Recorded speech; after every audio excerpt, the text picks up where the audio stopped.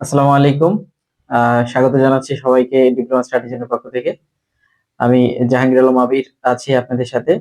আজকে আমরা আলোচনা করব ডিপ্লোমা ইন ইঞ্জিনিয়ারিং এর ডিজিটাল ইলেকট্রনিক্স নিয়ে। ডিজিটাল ইলেকট্রনিক্স এর যে প্রথম অধ্যায়, সেই প্রথম অধ্যায় নিয়ে আলোচনা করব। একবারে প্রথম অধ্যায় থেকে কোন প্রশ্নগুলো আপনাদের জন্য খুবই ইম্পর্টেন্ট, যেগুলো পরীক্ষায় ম্যাক্সিমাম সময় আসে এবং হলো ভেরি ভেরি ইম্পর্টেন্ট বলা যায়। এই প্রশ্নগুলো পড়লে প্রথম অধ্যায়ে যে কোয়েশ্চেন গুলো আছে, আশা করি যে একবারে সলভ হয়ে যাবে। তো আমরা আজকে প্রথম অধ্যায় থেকে যে প্রশ্নগুলো দেখবো, সেগুলো আগে আমি এই পাশে লিখে রেখেছি, আপনারা একটু প্রশ্নগুলো আগে দেখে নেন। ডিজিটাল সিগন্যাল কাকে বলে? ডিজিটাল ইলেকট্রনিক্স কাকে বলে? ডিউটি সাইকেল কি? ডিজিটাল পদ্ধতি কি? ডিজিটাল সিগন্যালের বৈশিষ্ট্য সুবিধা লিখো, বৈশিষ্ট্য ও সুবিধা লিখো। অ্যানালগ ও ডিজিটাল সিগন্যালের মধ্যে পার্থক্য লিখো। ডিজিটাল পালস ওয়েভ ফ্রম এর প্যারামিটার গুলো চিত্র সহ বর্ণনা করো। খুবই ইম্পর্টেন্ট একটা কোয়েশন বলা যায়। আমরা যে 7 নম্বর কোয়েশন বোর্ড কোয়েশন হিসেবে আসতে পারে, সেটা হলো ডিজিটাল পালসের ওয়েভ ফর্ম এর প্যারামিটার গুলা চিত্র সহ বর্ণনা করো। তো এই কোয়েশনটা কি রকম ভাবে আসবে? হয় আপনাদের সংক্ষিপ্ত হিসেবে আসতে পারে, যদি রচনামূলক বা ব্রড কোয়েশন, বড় কোয়েশন হিসেবে এটা করবেন আপনারা, যে এটা যে চিত্রগুলো আছে সেই চিত্রগুলা এঁকে বর্ণনা দিবেন। আর যদি সংক্ষিপ্ত হিসেবে আসে, তাহলে ডিজিটাল পালস ওয়েভ ফর্ম এর যে প্যারামিটার গুলো আছে শুধু তাদের নাম লিখে দিলেই হয়ে যাবে। তো প্রথমে আমি আলোচনা করব ডিজিটাল পালস ওয়েভ এর ফর্ম এর প্যারামিটার যেগুলো আছে সেগুলো নিয়ে। তো এই একটা বোর্ড কোয়েশ্চেন করলে এখানে অনেকগুলো প্রশ্ন সলভ হয়ে যাবে, এই জন্য প্রথমে আমরা একটা রচনামূলক কোয়েশ্চেন সলভ করি। তাহলে দেখেন, ডিজিটাল পালস ওয়েভ ফর্ম এর প্যারামিটার গুলো কতগুলা আছে? এরকম 58টা প্যারামিটার আছে। তার মধ্যে প্রথম যে প্যারামিটারটা, সেটা হলো আপনারা দেখতে পাচ্ছেন ফ্রিকোয়েন্সি। তো এখানে frequency f equal to 1/t। এটা আসলে কি? ফ্রিকোয়েন্সি কি? আমরা জানি কোনো একটা পরিবর্তনশীল রাশি একটা নির্দিষ্ট সময়ের মধ্যে একটা পূর্ণ সাইকেল সম্পূর্ণ করাকে আমরা বলতেছি কি? ফ্রিকোয়েন্সি। তো ফ্রিকোয়েন্সি হলো যে কোনো পরিবর্তনশীল রাশি প্রতি 1 সেকেন্ডে যতগুলো সাইকেল সম্পূর্ণ করে, তাকে আমরা কি বলতেছি? ফ্রিকোয়েন্সি। f দ্বারা প্রকাশ করা হয়, f ইকুয়াল টু 1/t। এরপর যদি এরপরে যে আমাদের প্যারামিটারটা আছে, সেটা হলো টাইম পিরিয়ড। টাইম পিরিয়ড সমান হলো 1/f। টাইম পিরিয়ডটা আসলে কি? টাইম পিরিয়ড হলো একটি পূর্ণ সাইকেল সম্পূর্ণ করতে, অথবা একটা পূর্ণ সাইকেল ধরেন, এই এখান থেকে এই পর্যন্ত আমাদের যে একটা পূর্ণ সাইকেল আছে, এই পূর্ণ সাইকেল সম্পূর্ণ করতে আমাদের যে সময়টুকু প্রয়োজন, সেটাকে আমরা বলতেছি কি? Time period. তাহলে টাইম পিরিয়ড সমান আমরা লিখতে পারি হলো টি, আর টি সমান 1/f। আশা করি দুইটা প্যারামিটার আপনারা বুঝতে পারছেন। এরপরে আছে রাইজিং টাইম। দেখেন, এখানে আমরা একটু চিত্রটা আগেই ড্র করে রেখেছি, যা আপনাদের বোঝার সুবিধার্থে। তো রাইজিং টাইমটা আসলে কি, বা রাইজ টাইমটা কি? এখানে প্রশ্ন আসতে পারে যে রাইজ টাইম অথবা রাইজিং টাইম, তা একই কথা।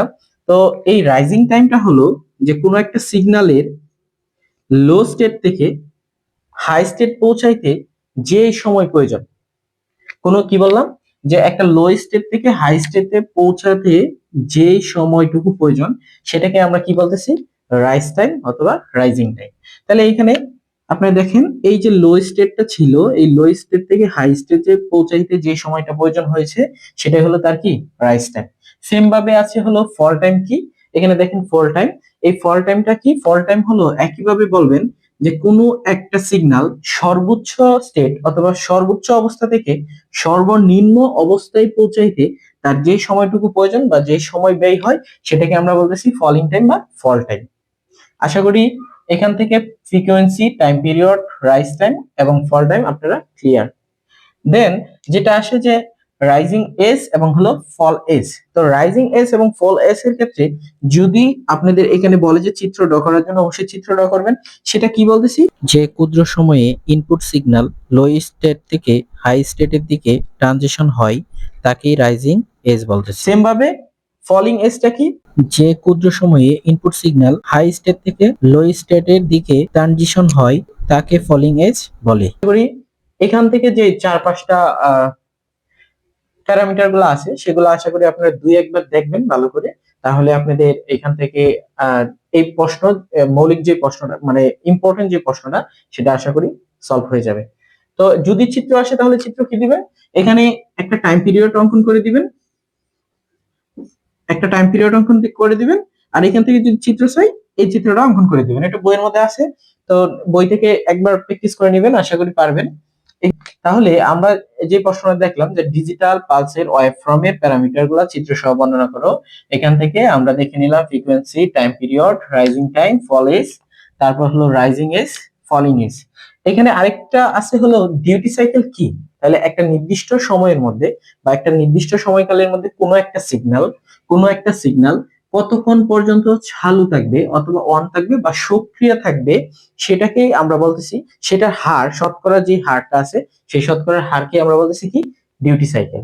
তাহলে এই ডিউটি সাইকেল সমান আমরা লিখতে পারি, এখানে আমি লিখলাম যে ডিউটি সাইকেলটা আসলে কি। ধরেন ডিউটি সাইকেল সমান আমরা লিখতে পারি এরকম, যেহেতু কতক্ষণ পর্যন্ত সে চালু থাকবে, তার মানে এখানে চলমান সময় ভাগ হলো তার মোট সময়। তাহলে ডিউটি সাইকেলটা আমরা কি বললাম, এবং হলো ইনটু হলো 100%, যেহেতু এটা শতকরা বলে দিছে যে শতকরা। তো এখান থেকে ডিউটি সাইকেলটির সংজ্ঞা যদি আসে তাহলে আমরা বলবো যে কোনো একটা সিগন্যাল কতক্ষণ পর্যন্ত সেই সিস্টেমের মধ্যে সচল অবস্থায় আছে কিংবা চালু অবস্থায় আছে তার শতকরা হারকে আমরা কি বলতেছি, ডিউটি সাইকেল। তাহলে এখান থেকে আমরা সূত্র দাঁড় করাতে পারি, চলমান সময় যে সময়টুকু আমাদের চলছে এবং হলো মোট সময় কতটুকু সময় ব্যয় হয়েছে এবং তার হলো শতকরার যে হার সেটা। তাহলে এখান থেকে আমরা ডিউটি সাইকেল কমপ্লিট আমাদের। এবং হলো আমরা দেখবো এখন আমাদের রচনামূলক যে কোশ্চেনটা ছিল সেটাও কমপ্লিট। তাহলে ডিজিটাল সিগন্যালটা কি, আমি একটু আপনাদের বোঝার জন্য এটা মুছে দিই। ডিজিটাল সিগন্যালটা কি? তাহলে ডিজিটাল সিগন্যালটা হলো যে সিগন্যালের মধ্যে দুইটি মাত্র স্টেট থাকবে। কি থাকবে? যে সিগন্যালের মধ্যে দুইটি মাত্র স্টেট থাকবে, দুইটি মাত্র অবস্থা থাকবে বা স্টেট থাকবে, যা সময়ের সাথে সাথে পরিবর্তন হবে। সময়ের সাথে সাথে সেটা কি হয়ে যাবে, পরিবর্তন হয়ে যাবে। কিংবা যার যে মানগুলা, একটা হলো দুইটি স্টেটের মধ্যে, একটা হলো লো অথবা জিরো, আরেকটা হলো কি, হাই বা ওয়ান, এই দুইটা দিয়ে নির্দেশ করে। তাহলে ডিজিটাল সিগন্যালটা কি বলতেছে, যে যে সিগন্যালের দুইটি অবস্থা থাকবে, যার একটি হলো কি লো আর একটা হলো হাই, সেটাকে আমরা কি বলতেছি, ডিজিটাল সিগন্যাল। এখন আসেন খুবই ইম্পর্টেন্ট একটা কোয়েশ্চেন আপনাদের অতি সংক্ষিপ্তের জন্য, ডিজিটাল ইলেকট্রনিক্স কাকে বলে? যে সংকেত বা প্রতীকের মাত্র দুইটা নির্ধারিত স্তর থাকবে এবং কোনো অজানা অবস্থা থাকবে না।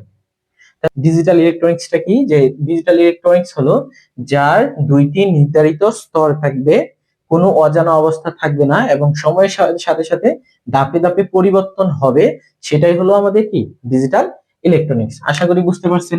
ডিজিটাল সিগন্যাল এবং হলো ডিজিটাল ইলেকট্রনিক্স খুবই ইম্পর্টেন্ট। তাহলে ডিজিটাল সিগন্যাল যদি আসে তাহলে কি বলবেন, যে সিগন্যাল গুলো দুটি মাত্র অবস্থা বা স্টেট থাকবে, যার কি থাকবে, একটা হাই অবস্থা আর একটা কি থাকবে, লো অবস্থা। সেম ভাবে যদি আমরা একটু বলি যে ডিজিটাল ইলেকট্রনিক্স কাকে বলে, ডিজিটাল ইলেকট্রনিক্স হলো মানে যার যার কি থাকবে, দুইটা নির্ধারিত স্তর থাকবে বা স্টেট থাকবে, যার কোনো অজানা অবস্থা থাকবে না এবং সে কি করবে, সময়ের সাথে সাথে ধাপে ধাপে পরিবর্তিত হবে, সেটা আমাদের কি, ডিজিটাল ইলেকট্রনিক্স। ডিউটি সাইকেল আগে বলছি যে কোনো একটা সময়ের মধ্যে, কোনো একটা নির্দিষ্ট সময় খালির মধ্যে যে একটা সিগন্যাল কতক্ষণ পর্যন্ত সিস্টেমের চালু অবস্থায় থাকবে তার শতকরা হার কি আমরা বলতেছি কি, ডিউটি সাইকেল। এখন আসেন ডিজিটাল পদ্ধতি কি। তাহলে ডিজিটাল পদ্ধতি হলো জিরো আর ওয়ান এর মাধ্যমে যেটা প্রকাশ করা হয় সেটাই হলো ডিজিটাল পদ্ধতি। তো এখন আমরা দেখব মোস্ট ইম্পর্টেন্ট একটা কোয়েশ্চেন, ডিজিটাল সিগন্যালের বৈশিষ্ট্য ও সুবিধা। দেখেন এখানে বৈশিষ্ট্য এবং সুবিধা দুইটা আলাদা কোয়েশ্চেন, আমি কিন্তু একসাথে লিখে দিছি। একটা হলো বৈশিষ্ট্য আর একটা কি, সুবিধা। ডিজিটাল সিগন্যালের বৈশিষ্ট্য এবং হলো সুবিধা দুইটা আলাদা ভাবে আসতে পারে। ডিজিটাল সিগন্যালের বৈশিষ্ট্য লিখো অথবা ডিজিটাল সিগন্যালের সুবিধা লিখো। দেখেন যদি বৈশিষ্ট্য আসে কি লিখবেন, সুবিধা যদি আসে কি লিখতে পারেন। ডিজিটাল সিগন্যাল মানেই আমরা জানি কি, জিরো আর ওয়ান। ডিজিটাল সিগন্যাল মানেই কত, জিরো আর ওয়ান, তাই না? তাহলে এই ডিজিটাল সিগন্যালের যদি বৈশিষ্ট্য আসে আপনারা লিখবেন যে ডিজিটাল সিগন্যালের কি থাকবে, দুইটি অবস্থা থাকবে বা স্টেট থাকবে, তাই না? এটা কি করে, সময়ের সাথে সাথে ধাপে ধাপে পরিবর্তিত হয়। তারপর কি হয়, যে একটা অবস্থাকে আমরা কি বলি, একটা অবস্থাকে আমরা বলতেছি লো বা জিরো, আরেকটা অবস্থাকে আমরা কি বলতেছি, আরেকটি অবস্থাকে আমরা বলতেছি হাই, হাই বা ওয়ান। তাহলে এখানে দেখেন তিনটা আমাদের বৈশিষ্ট্য পেয়ে গেলাম। একটা বৈশিষ্ট্যের মধ্যে যে তার দুইটি অবস্থা বা স্টেট থাকবে, এটা সময়ের সাথে ধাপে ধাপে পরিবর্তিত হবে। এর দুইটা অবস্থার মধ্যে একটা হলো লো, একটা হলো হাই। এখান থেকে আমরা কি তিনটা বৈশিষ্ট্য দেখে ফেলছি। ডিজিটাল সিগন্যালের সুবিধা, তাহলে ডিজিটাল সিগন্যালের সুবিধা কি? সুবিধাগুলো এইগুলাই লিখতে পারেন, আর দু একটা বই থেকে বাড়িয়ে দিবেন যে ডিজিটাল সিগন্যালের সুবিধা আসলে কি। ডিজিটাল সিগন্যালের সুবিধা বইয়ের মধ্যে যেগুলো আছে, ডিজিটাল সিগন্যালের সুবিধা এই পদ্ধতিতে সংকেতের স্তর পরিবর্তিত ঘটে। তাহলে এই এই যে পদ্ধতিটা আছে সেই পদ্ধতিতে সংকেতের স্তরগুলা পরিবর্তন হয়। তাহলে কি রকম ভাবে পরিবর্তন হয় দেখেন, 0 1, 0 আর 1, 1 অথবা 0, এই দুইটা স্তরেই কি হবে, পরিবর্তিত হবে। সিগন্যালগুলো এই দুইটি স্তরে পরিবর্তিত হবে। বিভিন্ন ধরনের ডাটা পরিবহনের জন্য বেশি উপযোগী। বলতেছে কি যে ভিন্ন ধরনের ডাটা পরিবহনের জন্য বেশি উপযোগী। এটা হলো ডিজিটাল সিগন্যাল ব্যবহারের সুবিধা। এবং দুইটি মাত্র অবস্থা থাকায় ভুল নির্ণয় সহজ হয়। যেহেতু এটার মাত্র দুইটি মাত্র স্তর, যার জন্য কোনো একটা কিছু ভুল হলে সেটা সহজেই কি করা যায়, সমাধান করা যায়। এবং হলো ত্রুটি একটু বেশি হয়, যেহেতু এটা বললাম এই সুবিধাগুলো পড়বেন। পাশাপাশি যে বৈশিষ্ট্য বললাম চার পাঁচটা, এই বৈশিষ্ট্যগুলো পড়বেন। এখন আসেন আরেকটা ইম্পর্টেন্ট কোয়েশ্চেন। সেটা হলো অ্যানালগ এবং ডিজিটাল সিগন্যালের মধ্যে পার্থক্য। দেখেন, অ্যানালগ এবং হলো ডিজিটাল সিগন্যালের মধ্যে পার্থক্য। এটা ছিল অ্যানালগ, আর ডিজিটাল যেই সিগন্যালটা ছিল বা এটা ছিল এই যে এরকম, এটা হলো ডিজিটাল সিগন্যাল, এটা হলো অ্যানালগ সিগন্যাল। তাহলে অ্যানালগ সিগন্যালটা কি? অ্যানালগ সিগন্যালটা হলো যে এই পদ্ধতিতে ক্রম পরিবর্তনশীল বৈদ্যুতিক সংকেত ব্যবহার করা হয়। এবং হলো ডিজিটাল কি ব্যবহার করা হয়, এই পদ্ধতিতে সংকেতের স্তর পরিবর্তন ঘটে। যেহেতু এখানে 0 আর কি 1, আর এটা যেহেতু ছিল অনেকগুলা খাটার মাধ্যমে নির্ণয় করা হতো, এই জন্য এটা ছিল কি আমাদের অ্যানালগ সিস্টেম, আর এটা হলো ডিজিটাল সিগন্যাল বা সিস্টেম। আচ্ছা, এটা হলো দেখেন যে অ্যানালগ ডিভাইস গুলো অপেক্ষিত দৃঢ় হয়। অ্যানালগ ডিভাইস যেগুলো হয় এগুলা একটু কি হয়, অপেক্ষিত দৃঢ় হয়। আর ডিজিটাল সিগন্যালের যেই গতি সেটা অ্যানালগ অপেক্ষা কি হয়, একটু দ্রুত বা ফাস্ট হয়। তো এই তো চার পাঁচটা যে বৈশিষ্ট্য এবং হলো পার্থক্য আপনারা দেখতে পারলেন। তো এই অধ্যায় থেকে মোস্ট, যেহেতু এই অধ্যায় সম্পূর্ণটা আমাদের থিওরি বেস ছিল, এই জন্য এখান থেকে আমরা কোনো ম্যাথ সলভ করব না। ইনশাল্লাহ আমরা পরবর্তী ক্লাসগুলোতে ধাপে ধাপে আপনাদের বইয়ের যে ম্যাথ গুলো আছে সেগুলা নিয়ে ইনশাল্লাহ সলভ করব এবং হলো ভিডিও দিব। তো আমাদের আজকের যে ভিডিওটা ছিল সেটা একটু সামারাইজ করে দেই আমি। ছিল হলো ডিজিটাল ইলেকট্রনিক্স এর চ্যাপ্টার নাম্বার 1, ডিজিটাল ইলেকট্রনিক্স এর মৌলিক ধারণা। ডিজিটাল ইলেকট্রনিক্স কি, এর মৌলিক ধারণাগুলো কি, এগুলা নিয়ে আলোচনা এই অধ্যায় থেকে। তো এই অধ্যায় থেকে মোস্ট বি ইম্পর্টেন্ট কোয়েশ্চেন হলো এই 7টা। এক নাম্বার কোয়েশ্চেন কি, ডিজিটাল সিগন্যাল কাকে বলে? তাহলে আমি একটু সামারাইজ করে দিই। ডিজিটাল সিগন্যাল হলো যার দুইটি কি থাকবে, অবস্থা থাকবে, যা দুইটি স্টেট বার থাকবে, যা একটা হলো 0 আর একটা হলো 1।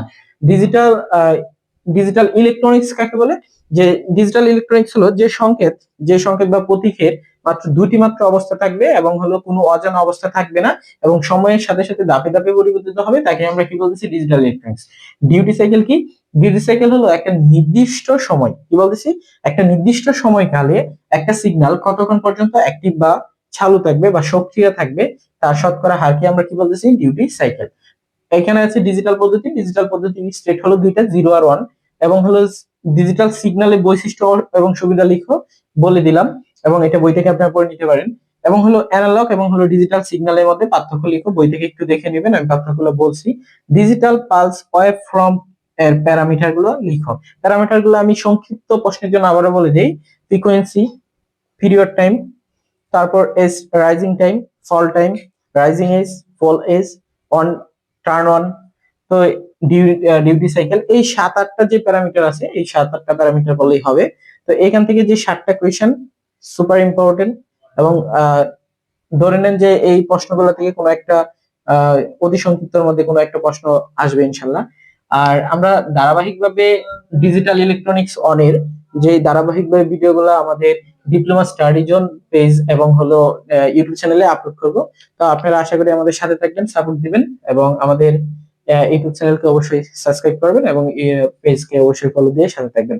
ধন্যবাদ। ইনশাল্লাহ পরবর্তী ভিডিওতে দেখা হবে। সেই পর্যন্ত ভালো থাকবেন। আসসালামু আলাইকুম।